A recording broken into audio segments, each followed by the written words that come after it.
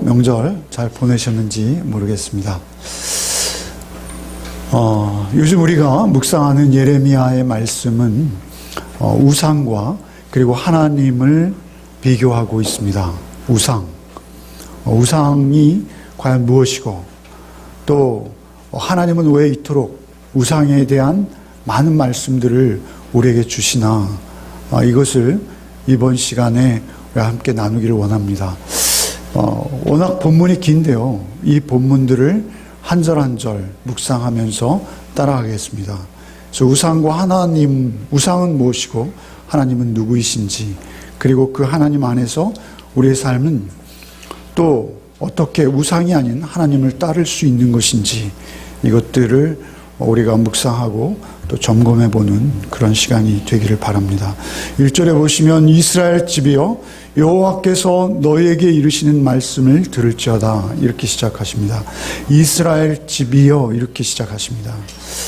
2500여 년 전에 말씀하신 이 말씀이 사실은 우리를 향한 말씀이라는 것을 우리는 명심해야 합니다. 여기 지금 이스라엘 집이여라는 이 이스라엘 집은 이스라엘 민족, 혈통으로 이스라엘 족속이라는 것이 아니고요. 이스라엘 집, 오늘날 우리 신약시대에 사는 우리에게 이스라엘 집은 누구입니까? 그것은 바로 우리 영적 이스라엘인 우리 성도요, 교회인 것입니다.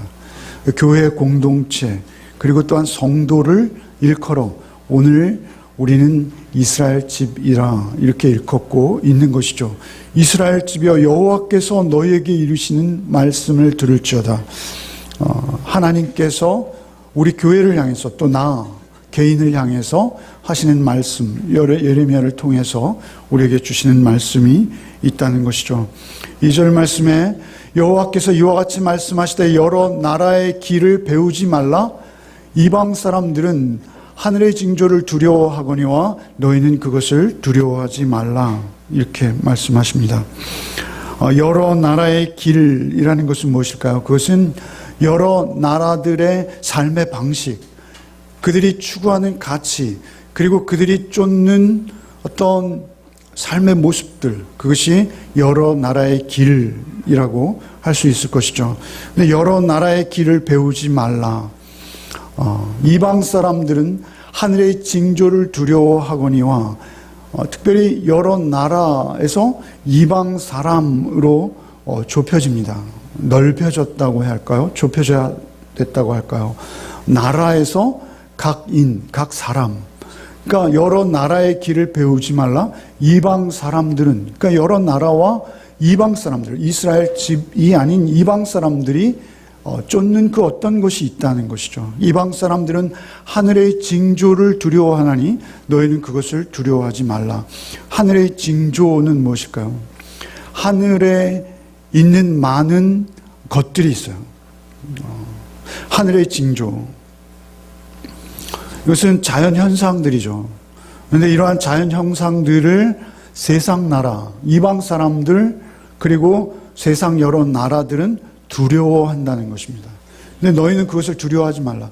하늘의 징조는 무엇일까요? 좀 더 구체적으로 우리가 생각해 본다면 천둥, 번개, 내지는 일월성신, 그러니까 개기일식, 개기월식, 내지는 별자리들의 움직임, 또 별똥별, 유성 같은 것들이 그때도 많이 떨어졌을 것이죠. 그러한 것들을 보면서 그들은 점을 쳤어요.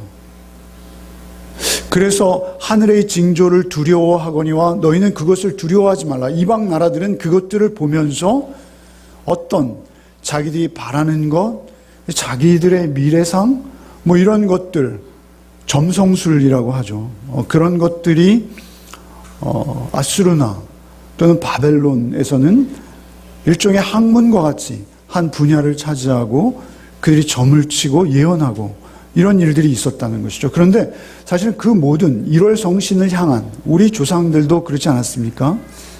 달빛 아래에서 정한수 떠놓고 손을 비비는 것이죠. 그것은 우리의 욕구, 우리의 욕망, 우리의 어떤 미래상 또는 나의 어떤 되고자 하는 바, 하고자 하는 일들, 그것들을 투영해서 그 소원들이 성취될 것인지 아닌지 뭐 이런 것들을 그 하늘의 현상이나 하늘의 징조들에 비추어서 예언했다는 것이죠. 그래서 그 사람들 여러 나라에서 여호와께서 이와 같이 말씀하시는 2절입니다. 여러 나라의 길을 배우지 말라. 이방 사람들은 하늘의 징조를 두려워하거니와 너희는 그것을 두려워하지 말라. 두려워하지 말라는 것은 무엇이죠? 그것에 매이지 말라는 것입니다. 그것은 다 하나님의 피조물인 것이죠. 하나님의 피조물입니다. 3절에 여러 나라의 풍습은 헛된 것이니 3절입니다. 여러 나라의 풍습은 헛된 것이니 여러 나라의 풍습을 우리가 쫓지 않는다라고 여길 수 있어요. 그러나 사실은 우리가 얼마나 여러 나라의 풍습에 민감하게 반응하는지 모릅니다. 여러분 추석 연휴 명절 잘 보내셨냐고 제가 여쭤봤습니다만 추석의 명절에 우리 제사 드리는 풍습은 언제부터 유래했죠? 그것은 사실은 중국에서 온 것이죠. 그들의 유교입니다. 공자가 펼치는 그런 사상입니다. 그것이 우리에게 복을 비는 마치 조상 신에게 제사하는 식으로 우리에게 해석되었고 그것이 우리 민족의 고유 명절인 것처럼 우리에게는 이제 각인되었습니다. 근데 사실은 그 원산지인 중국에서는 그런 제사 드리지 않습니다. 좀 공산주의죠. 공자의 고향이나 가야 아마 제사장이 있을 것이죠. 그리고 우리가 드리는 제사와는 사뭇 다른 제사입니다. 그런데 그러한 이방의 풍습, 3절에 여러 나라의 풍습은 헛된 것이니 여러 나라의 풍습들이 우리도 모르는 사이에 우리의 삶 속에 많이 젖어 있습니다. 우리 미국의 가치관, 미국의 길, 그죠? 미국이 쫓는 그 힘 우선주의의 어떤 그런 자본주의적 논리들. 그러니까 여러 나라의 풍습은 헛된 것이니 살림에서 벤 나무요 기술공의 두 손이 도끼로 만든 것이라. 근데 그러한 것들은 다 인간의 수공의 품이라는 것입니다. 인간이 만든 것이라는 것입니다. 여러 나라의 풍습은 헛된 것이니 살림에서 벤 나무요 기술공이 두 손으로 도끼로 만든 것이다. 인간의 만든 것이라는 것입니다.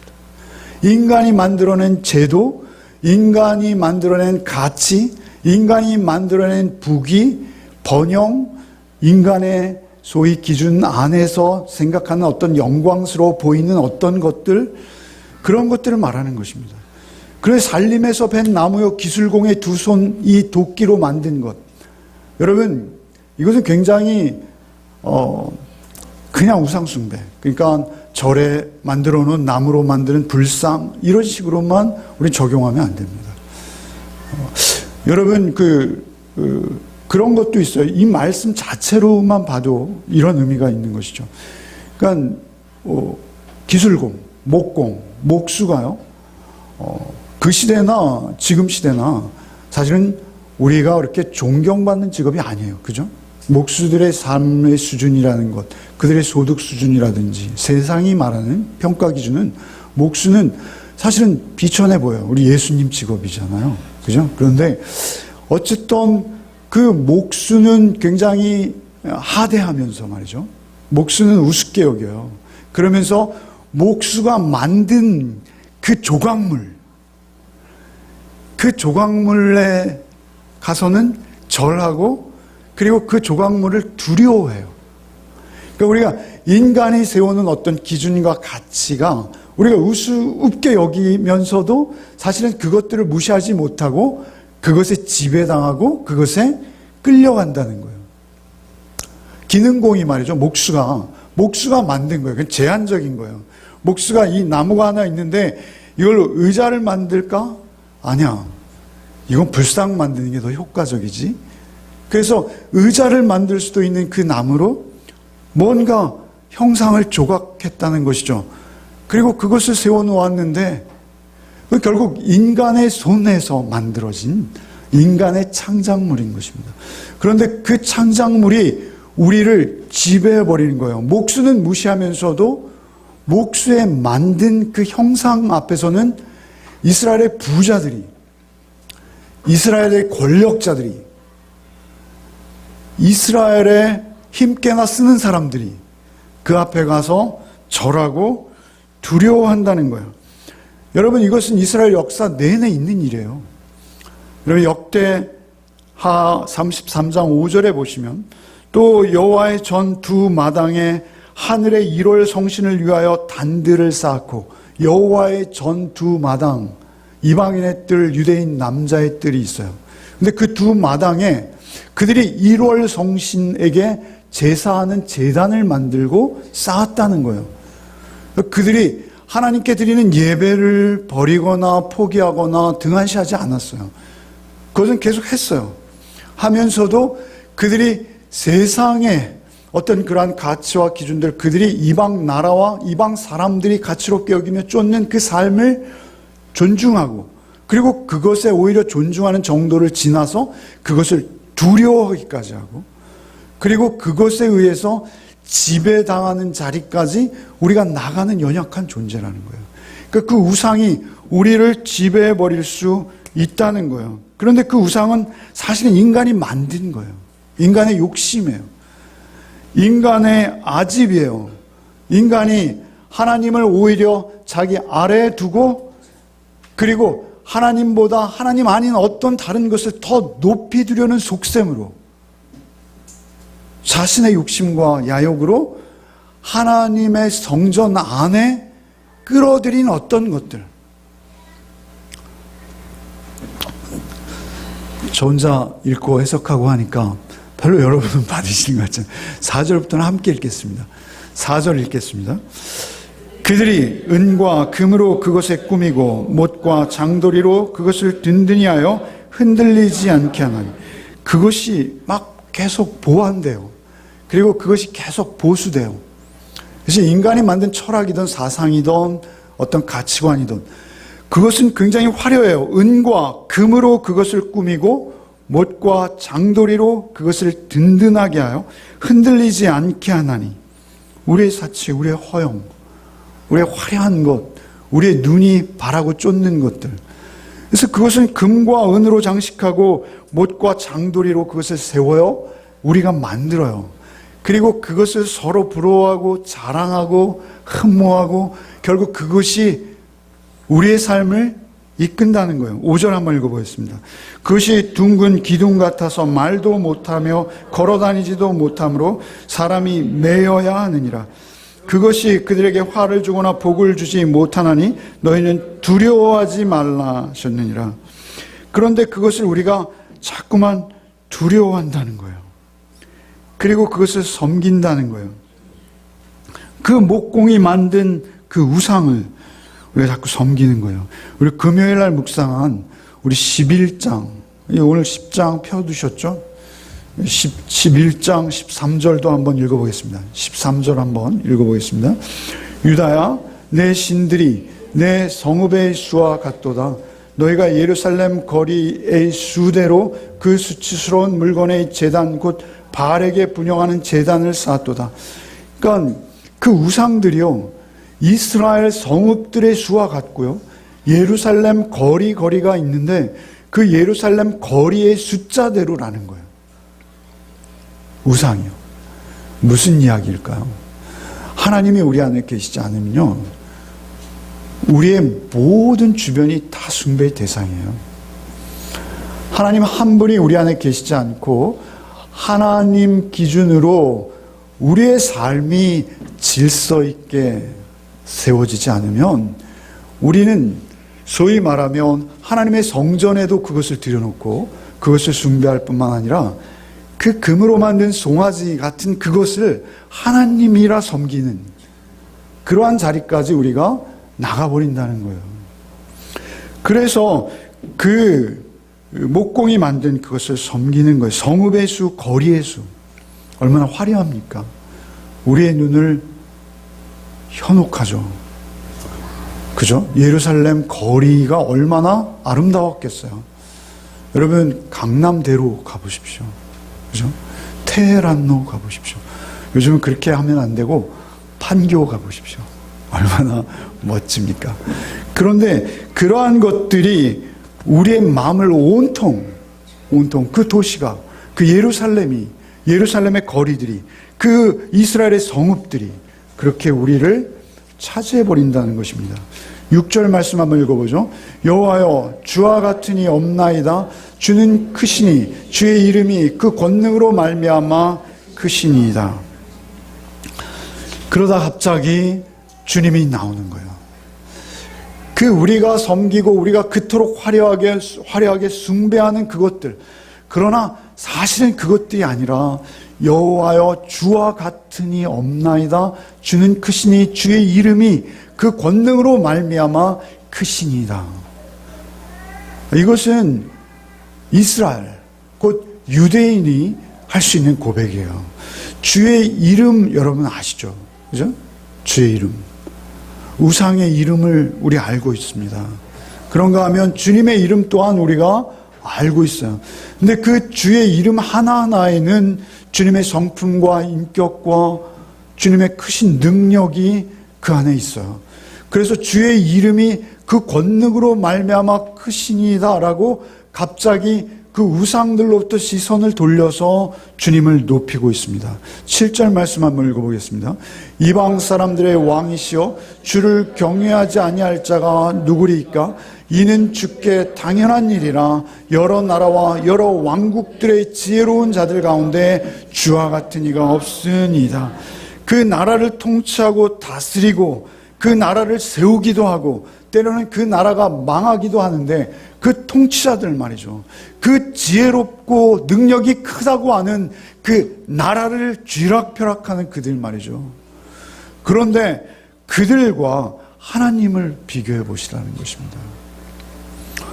여러분, 이방 사람들의 왕이시여 주를 경외하지 아니할 자 누구니까? 이는 주께 당연한 일이라. 여러 나라 여러 왕국들의 지혜로운 자들 가운데 주와 같으니, 주님이 우리의 왕이라고 여러분 고백하시잖아요. 그죠?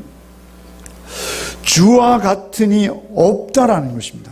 여러분, 인류의 역사를 통해서 또 우리의 인류의 발전사를 통해서 여러분 주님의 이름과 같은 이름이 있습니까? 여러분, 성경과 같은 책이 있습니까? 여러분, 그렇게 신의 인격과 성품과 우리를 찾아오시고 한 민족을 택하시고 그 민족을 통해서 역사하시고 섭리하시고 다스리시며 그 안에서 우리에게 약속을 주시고 그 약속대로 행하실 뿐만 아니라 그 약속대로 메시아를 우리에게 보내시고 그 주님으로 우리를 통치하시는 그러한 책이 있습니까? 그러한 인격이 있습니까? 그러한 어떤 것이 이 세상에 또 있습니까? 그런 것은 없다는 것입니다. 듣지도 보지도 못하는 것입니다. 8절 한번 같이 읽겠습니다. 그는 다 무지하고 어리석은 것이니 우상들의 가르침은 나무뿐이라. 우상들의 가르침은 나무뿐이라는 거예요.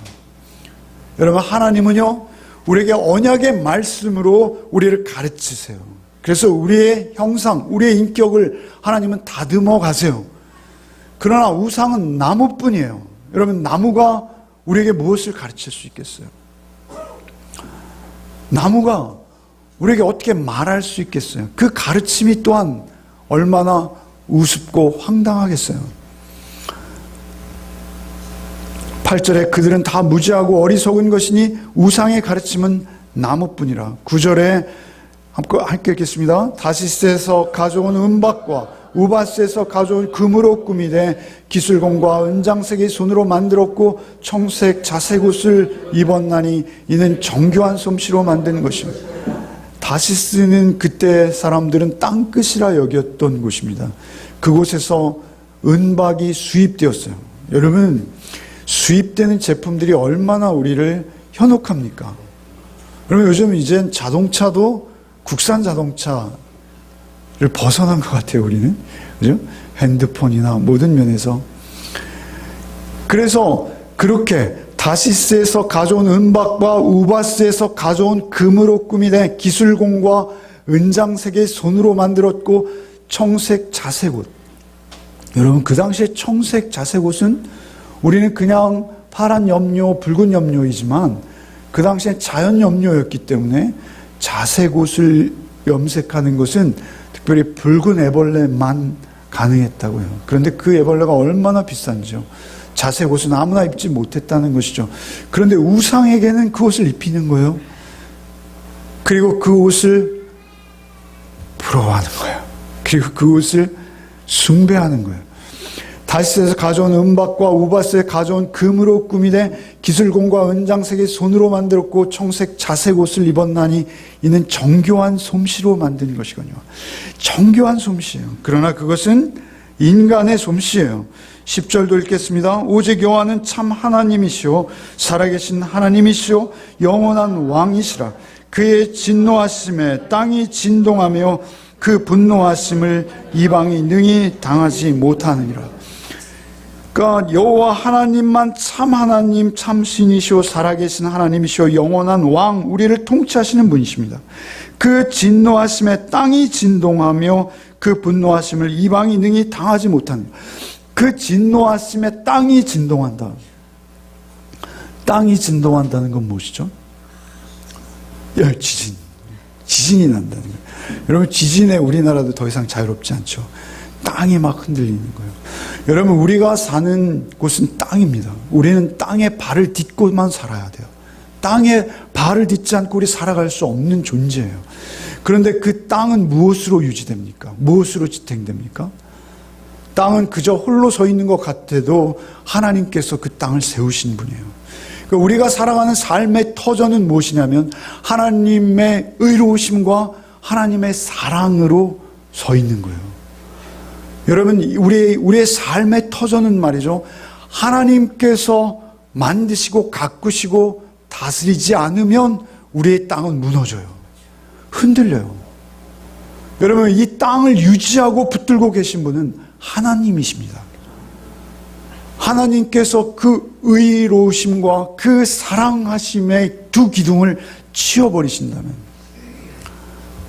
세상의 군왕, 세상을 군인들이 통치한다면, 세상을 절대 군주가 통치한다면, 아무리 정치적으로 훌륭한 공산주의와 같은 그러한 제도를 발명한 자들이 우리를 통치한다면 우리가 사는 땅은 유지될 수 없다는 거예요. 우리가 사는 땅은 무너져 내린다는 거예요. 지진이 나는 것, 그것은 단순히 물리적인 어떤 그러한 것이 아니라 이 땅은 누가 붙들고 계신 거예요? 하나님께서 붙들고 계신 거예요. 9절에 10절에 그렇게 말씀, 오직 여호와는 참 하나님이시오 살아계신 하나님이시오 영원한 왕이시라. 그 진노하심이 땅이 진동하며 그 분노하심을 이방이 능히 당하지 못하느니라.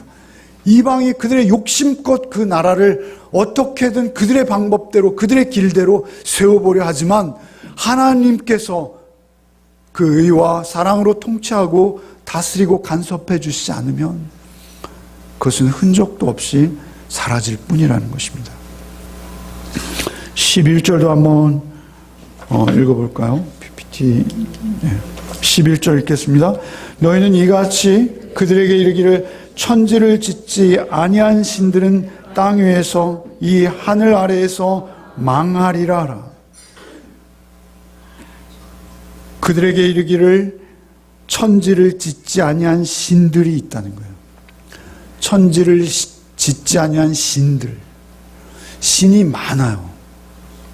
그런데요, 여기서 천지를 짓지 아니한 신들에 대해서 주석하는 한 주석가는요, 이것을 이렇게 적용했어요. 너희들이라는 거예요. 우리가 신이라는 거예요. 우리가 신이 되었다는 거예요. 여러분, 참 맞는 말이죠. 여러분, 우리가 먹음직도 하고 보암직도 하고 지혜롭게 할 만큼 탐스러워 보이는 그 선악을 알게 하는 나무를 먹었어요. 그래서 하나님과 우리의 언약이 깨어졌어요. 그것은 무엇입니까? 하나님의 말씀이 더 이상 하나님의 절대자, 초월자 하나님의 말씀으로 우리의 무제한 이성과 지성을 깨뜨리는 하나님의 절대 진리로 우리가 받지 않는 거예요. 그리고 그건 하나님 좀 틀렸는데요. 선악의 주체가 되어버린 거예요. 하나님, 그것은 이렇게 해석하는 게 맞죠. 이렇게 하면서 우리의 주장이 하나님의 말씀을 만지기 시작한 거예요. 그것이 우리의 신들이 되어버린 거예요, 우리가. 그래서 이렇게 말씀하시는 거예요.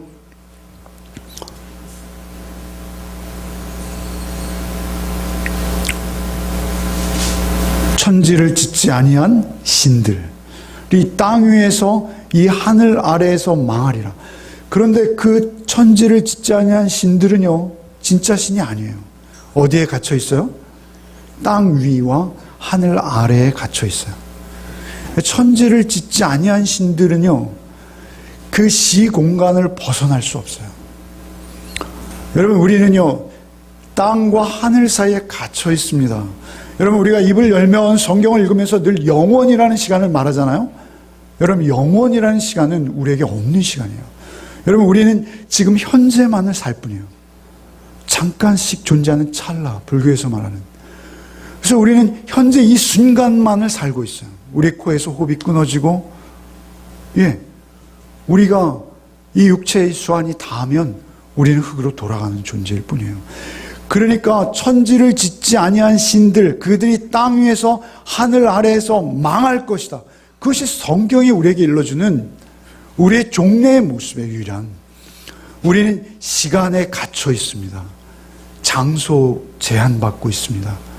그래서 우리는 땅 위에 하늘 아래에 있는 자들이에요. 그런데 우리가 우리의 배를 위하고 우리의 극단적 이기심들이 우리를 각자 신으로 만들어버린 거예요. 그래서 이거 먹으면, 이 언약을 범하면 너의 눈이 밝아져 하나님과 같이 될 것이다 라는 그 말씀에 속아서 우리가 정말 하나님과 같이 되어버렸어요. 그리고 이제 하나님이 보이지 않고 세상의 우상들이 하나님보다 훨씬 커 보이는 거예요.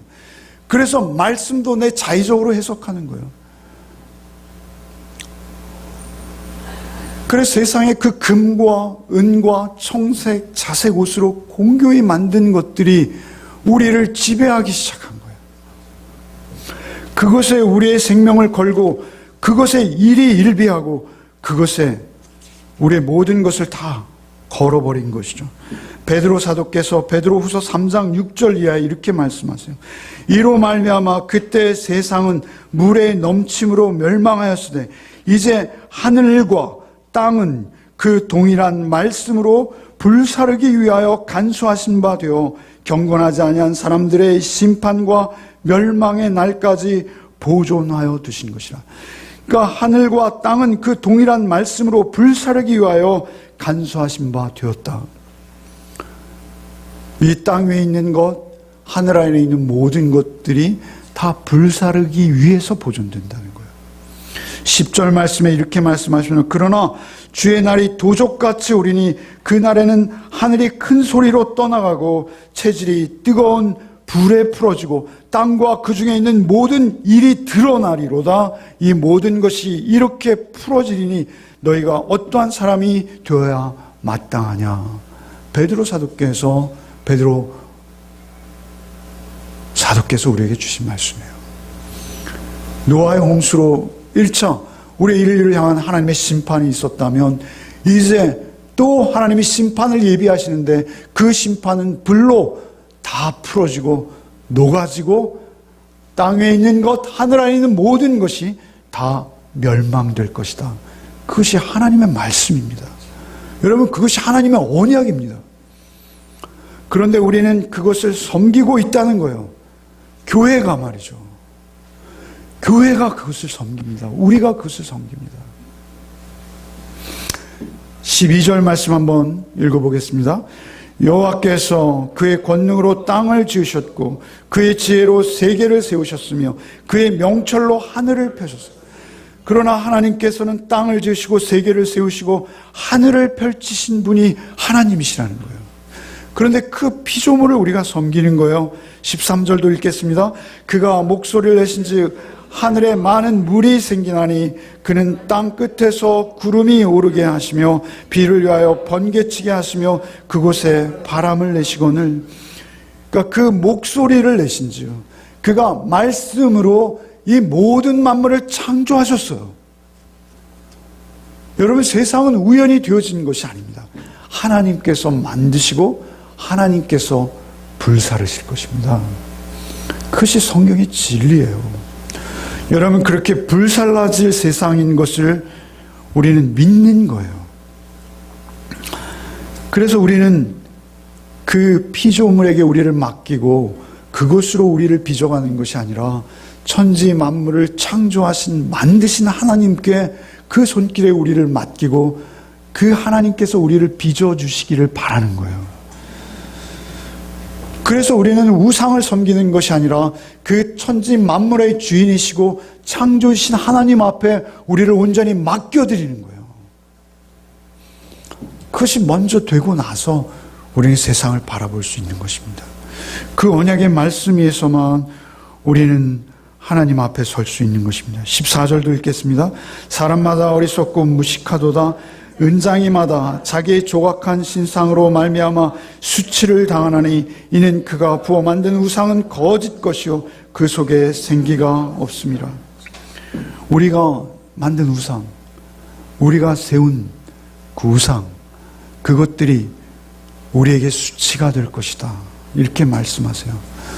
우리가 쌓아놓은 그 재물, 우리가 쌓아놓은 내 자랑, 우리가 쌓아놓은 나의 명예, 나의 권력, 이런 것들이 하나님 없이 내가 우상 아래서, 우상을 숭배하며 우상 아래서 쌓아놓은 것이라면 그것은 다 나에게 자랑이 아닌 수치가 된다는 것이에요. 여러분 무엇을 쌓고 계신지요? 여러분, 내가 쌓은 것, 그것은 결국 나에게 도움이 되는 게 아니라고 말씀하세요. 오직 하나님 안에서 여러분 무엇을 쌓아야 되는 것이요. 세상에 어떠한 철학이든 어떠한 사상이든 어떠한 성공담이든 우리의 어떠한 번영이든 그것들이 하나님 앞에서 쌓은 것이 아니라면 다 우리의 욕심과 탐욕에 의해서 쌓아진 것들이기에 그것들은 나중에 자랑이 아니라 수치가 된다. 그렇지 않습니까? 15절 그것들은 헛것이요 망령되이 만든 것인즉 징벌하실 때 멸망할 것이나 그것은 다 불타 없어진다는 거예요. 15절에 그것들은 헛것이요 망령되이 만든 것인즉 징벌하실 때 멸망할 것이나 아무리 귀해 보여도 아무리 그것이 금과 은으로 청색 자색으로 공교히 만든 것이라 할지라도 그것은 다 헛것이라는 거예요. 하나님을 경외함 안에서 앞에서 이루어지지 않은 것 다 헛것이다. 오늘 요절이죠. 여러분 너무 힘 빠지죠? 네. 16절 한번 같이 크게 읽겠습니다.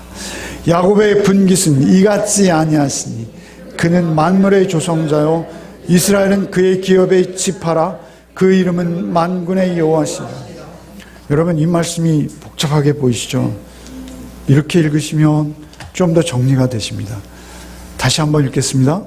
야곱의 분깃은 이같지 아니하시니 그는 만물의 조성자요 이스라엘은 그 기업의 지파라 그 이름은 만군의 여호와시니라. 여러분 야곱의 분깃, 제가 늘 강조하는 단어죠. 분깃이 무슨 의미예요? 목, 상속, 유산, 이런 의미죠. 야곱은 뭐예요? 우리 1절에서 이스라엘의 집이라고 시작했는데 그 이스라엘의 집은 이스라엘은 야곱의 새 이름입니다. 그리고 오늘날 주를 믿는 우리 모두가 이스라엘이잖아요. 야곱의 분깃, 야곱의 목, 야곱의 유산, 야곱의 상속부는 이같지 아니하니라는 건 무엇이죠? 세상 사람들, 이방의 나라들, 이방의 사람들이 쫓는 것과 같지 않으니 이방의 나라, 이방의 사람들이 쫓는 것은 다 불타버릴 것인데 그것이 그들이 추구하는 것이요 그들이 소유하는 것이요. 그런데 그들의 유산이에요. 그들의 몫이에요. 그런데 그것은 다 어떻게 된다는 거예요? 야곱의 분깃. 그런데 이방의 분깃과 비교되는 거예요. 그죠? 이방의 분깃과 같지 아니하니 야곱의 분깃은 이같지 아니하니 이 같다는 건 뭐예요? 이방의 분깃과 같지 아니하니 야곱의 분깃은 그렇게 이방 사람들이 쫓는 그것이 아니고 누구예요? 만물의 조성자 그분 자신이라는 거예요. 만물을 창조하신 그분 본인이시라는 거예요. 여러분, 이건 대단한 말씀이에요. 그죠? 하나님이 누구 거라는 거예요? 야곱 거라는 거예요. 성경의 말씀입니다. 이기적으로 해석하시면 안 돼요. 우리의 불타버릴 그 어떤 것에 우리가 집착하고 그것에 매여서 살아가는 것이 아니라 우리는 하나님 자신을 소유 삼고 살아가는 자들이에요. 구약의 말씀입니다. 구약의 말씀. 만물의 조성자가 여러분 거래요. 여러분의 유산이래요. 여러분의 몫이래요. 만물의 조성자는 누구시죠? 만물의 창조자이시잖아요. 여러분, 제가 늘 드리는 말씀이에요. 동일한 말씀인데, 여러분, 불곡산 누구 거라는 거예요? 여러분, 설악산 누구 거라는 거예요? 예. 만물의 조성자, 만물의 조성자. 야곱의 분깃은 뭐라는 거예요? 만물의 조성자. 하나님이 야곱의 소유예요. 근데 하나님 뭐 하신 분이세요? 만물의 조성자이세요. 여러분, 저희 집사람과 제가 불곡산을 월요일마다 오르기로 작정했습니다. 불곡산 누구 거예요? 여러분, 어제 제가 탄천을 잠시 걸었습니다. 탄천 누구 거예요? 네. 여러분은 하나님이 여러분 겁니다. 그러니 여러분, 불타버릴 것에 여러분 너무 매이지 마십시오. 여러분, 불타버릴 것, 그 우상에 우리가 매이면요, 불곡산 보일까요? 안 보입니다. 불곡산은 누구 거예요? 등기부 확인해 봐야 합니다. 설악산 누구 거예요? 아마 강원도 소유이겠죠. 국립공원이니까 나라 거죠. 우리에게 있어서 야곱의 분깃이 하나님이 되신다는 것은 이런 거예요. 여러분, 12지파가 이스라엘에 들어와 젖과 꿀이 흐르는 땅을 제비 뽑아서 나누었죠. 그런데 레위지파는 땅이 없어요. 그 땅이 없는 레위지파에게 하나님 뭐라 하세요? 내가 너의 분깃이다. 내가 너의 소유다. 그 베드로 사도께서 2장 9절에 뭐라 하세요? 여러분이 왕 같은 제사장이세요. 제사장은 누구예요? 레위지파예요. 우리에게 있어서 왕 같은 제사장이라는 것은 무엇입니까? 이 모든 것이 다 하나님의 소유요, 하나님은 내 소유라는 거예요. 여러분, 시원하게 불어오는 바람, 여러분이 느끼는 모든 천재지변, 하늘에 치는 번개조차도 여러분 거예요. 그렇다고 번개를 일부러 가서 맞으라는 얘기는 아니에요. 중요한 것은 모든 것은 다 하나님의 피조물로서 하나님이 일으키시는 자연 현상이요, 그 안에는 하나님의 솜씨와 섭리가 깃들어 있어요. 그래서 그것을 보는 것이 아니라 그 위에 계신 하나님을 보는 거예요. 그 우상을 보는 것이 아니라 그 금과 은 나 없어도 그 금과 은의 주인 되시는 하나님을 보는 거예요. 그 하나님이 여러분과 하나이세요. 여러분 안에 계세요. 그것이 신약이에요. 여러분, 만물의 조성사이며 또 놀라운 것은 이스라엘은 누구 거라는 거예요? 그의 기업이래요. 하나님도요, 기업이 있으시대요. 하나님 기업. 기업은 무엇이죠? 하나님 소유, 하나님 목. 하나님께서 이 시간과 공간을 만드시고 그 안에 모든 천지 만물을 창조하신 모든 창조물, 피조물이 다 하나님 거예요. 그런데 하나님께서 그 중에서 특별한 존재들을 하나님의 전 재산으로 삼으셨대요. 그 누구예요? 야곱이라는 거예요. 야곱이 하나님의 전 재산이라는 거예요. 하나님은요, 여러분 한 분의 영혼을 위해서 하나님의 전 재산을 다 투자하시는 분이세요. 이스라엘은 그 기업, 그 이름은 만군의 여호와, 이 세상의 모든 섭리를 다스리는 그 여호와가 여러분을 가장 큰 재산과 기업으로 여기신다는 거예요. 그러기에 주님께서는 우리를 위해 죽으신 거예요. 그러기에 주님께서는 당신의 하나밖에 없는 아들을 하나님께서 우리에게 내어주신 줄 믿습니다. 그로 인해서 우리 하나님 소유되었어요. 그래서 하나님 넌 내 것이다 이렇게 말씀하시는 거예요. 이 지렁이 같은 야곱, 그러나 너는 나의 가장 소중한 나의 기업이야 이렇게 말씀하시는 거예요. 놀라운 이적이 아닙니까? 여러분, 이 16절 말씀에는요, 놀랍게도 여러분 야곱의 분깃, 야곱의 소유 하나님이라는 고백은 성경에 계속 많이 등장해요. 그런데 하나님께서 당신의 소유 삼으셨다는 말도 계속 등장해요. 그런데 그 말씀이 한 곳에 등장한 곳은 드물어요. 거의 없어요. 여러분, 놀랍게도 예레미야서에 그 말씀이 등장하고 있어요. 그것이 하나님의 본심인 줄 믿습니다. 여러분, 이 무서운 심판과 경고의 말씀 속에서도 하나님께서는 이 은혜로운 말씀을 우리에게 주신 거예요. 근데 이렇게 이스라엘이 그 적과 꿀이 흐르는 땅에 들어가서 그 우상을 숭배하고 우상에게 끌려갈 것을 하나님 아셨어요. 그래서 신명기에 이렇게 모세를 통해 교훈하시는 거예요. 신명기 4장 19절 말씀, 또 두렵건대 내가 하늘을 향하여 눈을 들어 1월 성신 하늘 위의 군중 곧 너희 하나님 여호와께서 천하 만민을 위하여 분정하신 곳을 보고 미혹하여 그것을 경배하고 그것을 섬긴까 하노라. 여호와께서 너희를 택하시고 너희를 쇠풀무 곧 애굽에서 인도하여 내사 자기 기업의 백성 삼으신 것이 오늘과 같도다 이렇게 말씀하시거든요. 그러니까 우리에게 있어서 하나님께서 우리를 그 애굽, 죄와 죽음의 종로로, 애굽이 뭐예요? 애굽이 바로 그 우상 숭배의 중심이에요. 여러분, 그 피라미드의 화려함 보세요. 그 안에 있는 그 이집트 왕들의 그 가면을 보세요. 그 우상들이 얼마나 금과 은으로 공교하게 만들어졌습니까? 얼마나 그 청색, 자색, 염료로 곱게 다듬어져 있습니까? 그러나 그것은 우상이에요. 그곳에서부터 하나님께서 이스라엘을 이끌어내셨어요. 신명기 32장 9절 말씀에 여호와의 분깃은 자기 백성이라 야곱은 그 택하신 기업이로다. 상호 교환적으로 그렇게 말씀하시는 거예요. 너는 내 거야. 나 있잖아. 네 거야. 네 소유야.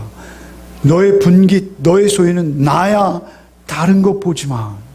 하나님 이렇게 말씀하시는 거예요. 예레미야를 통해서 이 구약에. 여러분, 신약처럼 들리시죠?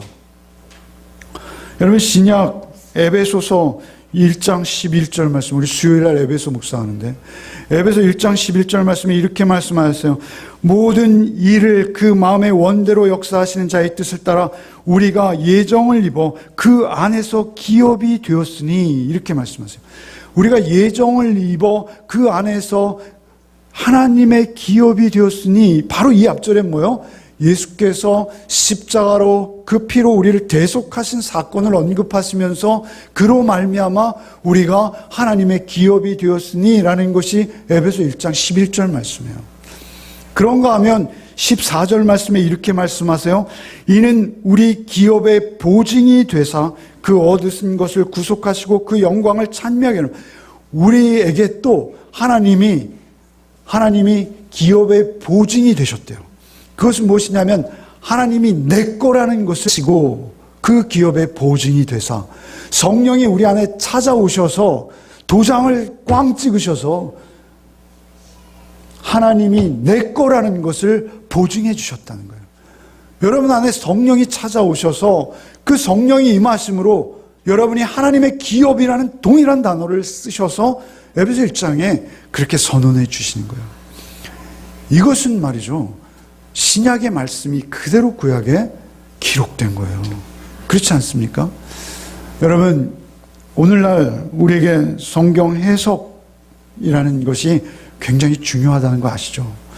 여러분 드린 그 성서 유년 드린 그 큐티책 뒤에 보면 성경 해석에 대해서 아세아 신학대학원에 계시는 정성국 교수님께서 성경 해석 공동체의 의미로서의 교회를 이렇게 설명하신 글이 있어요. 혹시 읽으셨나요? 그 글을 한번 읽어보셨으면 좋겠어요. 그 글이 짧지 않은 글인데요. 그 글 속에서 말하는 것은 무엇이냐면 오늘날 우리의 성경 해석 방법이 틀려가지고요. 우리가 성경을 읽으면서 우상을 섬기는 거예요. 성경을 읽으면서 우상을 섬길 수 있다는 거예요. 여러분의 욕심과 아집과 세상의 방법론을 성취하는 수단으로 예수를 여러분이 잘못 오해할 수 있다는 거예요. 그렇지 않다는 거예요. 우리가 성경을 해석하는 틀은 무엇입니까? 우리가 성경을 해석하는 틀은 말이죠. 나와 하나님이 하나 되게 하신 예수라는 렌즈를 통해서만 우리는 성경을 해석할 수 있어야 돼요. 그러니까 구약의 이 성경을 해석하는 것은 무엇입니까? 예레미야의 모든 경고는 무엇입니까? 오늘날, 아니 그 당시에 바리새인과 서기관들이 빠져있던 세상의 번영과 교회의 세속주의, 교회도 말이죠, 세상에 물심풍조가 들어와서 꼭 큰 예배당을 짓고 그리고 사람들이 많이 모여야만 하나님의 역사인 것처럼 당시 예레미야의 선지자의 모습을 한번 보십시오. 성경의 이사야 선지자의 모습을 보십시오. 그 말라기까지 12선지자들의 모습을 하나같이 보십시오. 그들은 세상에서 늘 배척받았습니다. 아니 오히려 순교의 자리까지 갔습니다. 예수께서 우리에게 제공하신 성경의 해석 틀은 무엇입니까? 좁은 문 좁은 길입니다. 자기를 부인하고 세상의 우상, 그 금과 은과 청색, 자색, 홍색실에 속지 말고 너희는 오직 나를 너희의 소유로 삼아 좁은 문긴 좁은 길 나를 부정하고 오직 하나님만을 인정하는 삶으로 우리를 초청하시는 게 성경의 말씀인데 엄연히. 그런데 우리는 그 성경의 말씀을 통해서 세상 것을 하나라도 더 주려고 하는 거 아닙니까? 여러분, 하나님 여러분 소유 되시기 바랍니다. 하나님께서 우리와 하나 되기 원하세요. 세상의 성공, 상업주의적인 교회 확장, 이런 그릇된 성경의 해석, 그리고 말씀의 권위를 이용하는 엉뚱한 해석들에게 끌려가지 않으시기 바랍니다. 너무 하나님 말씀만 전해서 잘 안다 하실 것 같아서 제가 고민을 했습니다. 고민을 하다가 지난 연휴 기간에 제가 보았는데요.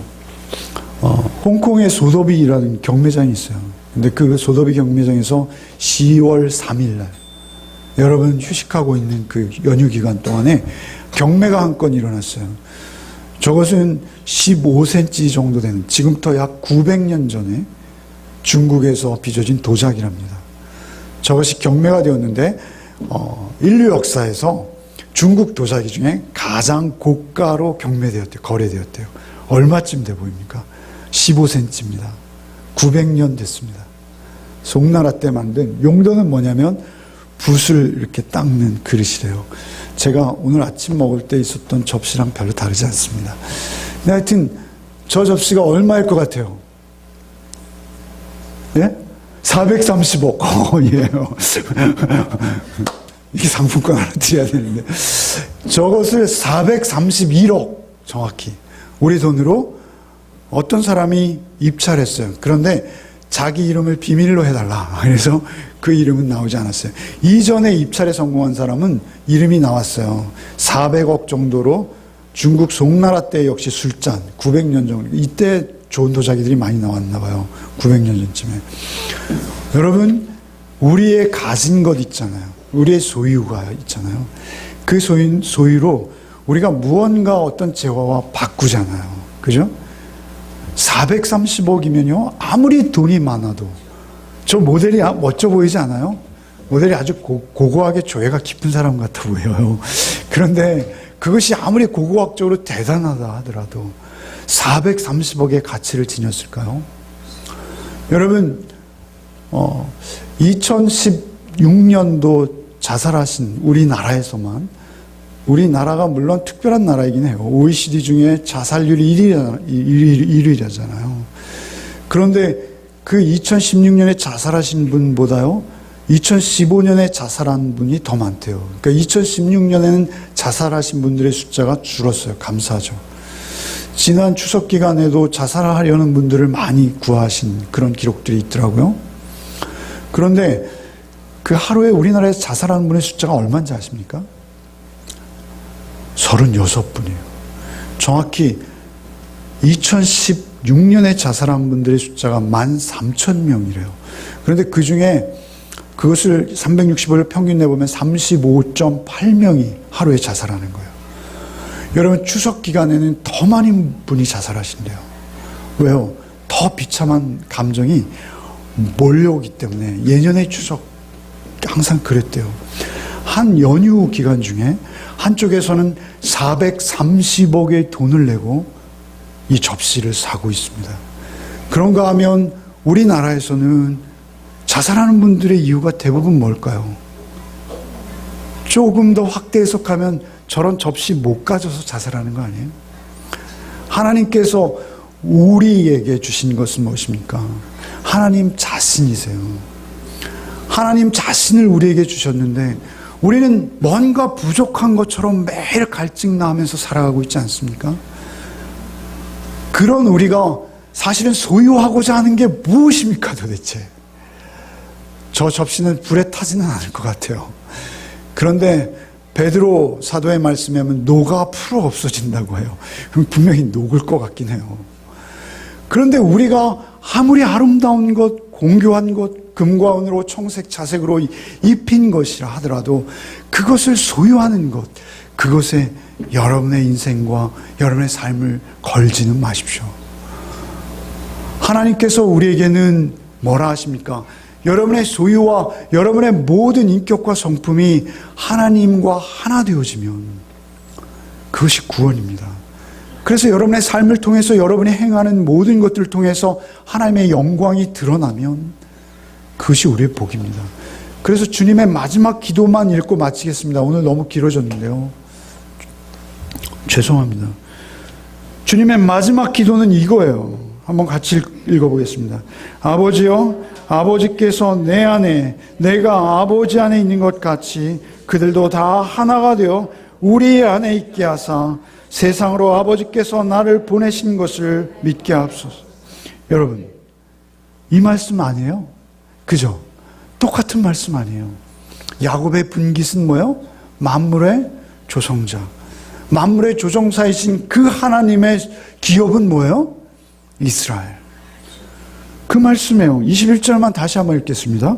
아버지여, 아버지께서 내 안에, 내가 아버지 안에 있는 것 같이 그들도 다 하나가 되어 우리 안에 있게 하사 세상으로 아버지께서 나를 보내신 것을 믿게 하옵소서. 내게 주신 영광을 내가 그들에게 주었으니. 여러분, 요한복음에서 말하는 영광이 뭐죠? 십자가죠. 요한복음은 우리가 묵상한 바가 있어요. 계속 읽겠습니다. 이는 우리가 하나 된 것 같이 그들도 하나가 되게 하려 함이니이다. 곧 내가 그들 안에 있고 아버지께서 내 안에 계시어서 그들로 온전함을 이루어 하나가 되게 하려 함은 아버지께서 나를 보내신 것과 또 나를 사랑하심 같이 그들도 사랑하신 것을 세상으로 알게 하려 함이로소이다.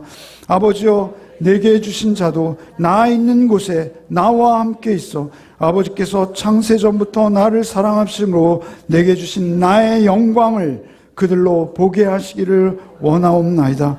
의로우신 아버지여, 세상이 아버지를 알지 못하여도 나는 아버지를 알았사옵고 그들도 아버지께서 나를 보내신 줄 알았사옵나이다. 내 아버지의 이름을 그들에게 알게 하였고 또 알게 하리니 이는 나를 사랑하신 그 사랑이 그들 안에 있고 나도 그들 안에 있게 하려 함이니이다. 요한복음 17장은요 계속 이 말씀의 반복이에요. 여러분, 우리가 읽은 바로 예레미야 10장 16절 말씀과 요한복음 17장 말씀이 다르지 않아요. 여러분의 한 주간의 삶이 있습니다. 그 삶 속에 여러분 하나님만 여러분 안에 충만하시기를 바랍니다. 여러분, 오직 여러분의 삶 속에 하나님 한 분만으로 저는 만족합니다. 하나님 한 분만으로 세상의 어떤 것도 저를 빼앗아갈 수 없습니다. 세상 사람들이 다 부러워하고 쫓는 그것이 저를 점령하지 못하게 하시고 저의 모든 존재가 오직 하나님의 것 되게 하여 주옵소서. 하나님 나의 것, 내 것, 나는 하나님의 것 되게 하여 주옵소서. 이것이 여러분의 삶의 고백이 되고 한 주간의 삶의 이정표가 되시기를 바랍니다. 주님 감사합니다. 오늘도 주의 말씀으로 우리를 깨우시니 감사합니다. 하나님, 우리의 세상의 우상, 세상에 조각하고 인간의 손으로 공교에 만든 그 어떤 것이 우리의 마음과 영혼을 빼앗지 못하게 하시고 그것은 다 불에 타버릴 것이요 오직 주님 한 분만이 나의 전무이심을 고백해내는 한 주간의 삶이 되게 하여 주옵소서. 오직 성령께서 내 안에 거하시고 오직 성령께서 충만히 나의 삶에 임하시고 간섭하사 우리의 말하는 것이나 생각하는 것이나 선택하는 모든 것이 주의 십자가 그 나를 부인하고 주님을 따르는 자의 삶이 되게 하여 주셔서 세상이 아버지의 영광을 볼 수 있도록 우리의 삶을 인도하여 주옵소서. 예수 그리스도의 이름으로 기도하옵나이다. 아멘. 이제는 우리 구주 예수 그리스도의 은혜와 하나님 아버지의 독생자를 내어주신 사랑과 성령의 교통감화 충만케 하시는 은총이 우상에 속는 자가 아니라 오직 나를 기업이라 하시고 나를 당신의 전 재산이라 하시고 또 나에게 전 재산은 오직 하나님 한 분뿐이신 것을 가르쳐 주시고 교훈하시기 원하시는 주님의 그 말씀 따라 우리의 삶을 드리기로 작정한 우리 열매의 가족들 위해 이제로부터 영원토록 함께 계시기를 축원하옵나이다. 아멘.